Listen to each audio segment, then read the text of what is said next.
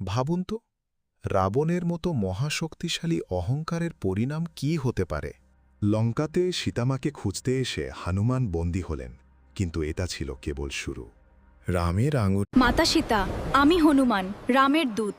এই তার বার্তা ও অঙ্গুরি। হে হনুমান, রাম এখনো জীবিত? ওনার বার্তা কি?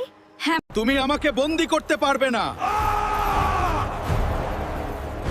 তুমি ইতিমধ্যেই ধরা পড়েছ, হনুমান।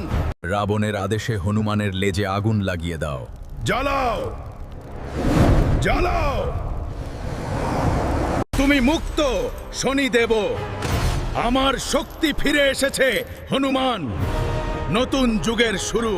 মুক্ত হয়ে শনিদেব লঙ্কার দিকে দৃষ্টি দিলেন, যে দৃষ্টি সর্বনাশ ডেকে আনে। জয় হনুমান জ্ঞান গুণ সাগর, জয় কপিশ তিহু লোক উজাগর, রামদূত অতুলিত বলধামা, অঞ্জনী পুত্র পবন সুত নামা। শনিদেবের দৃষ্টি, হনুমানের শক্তি।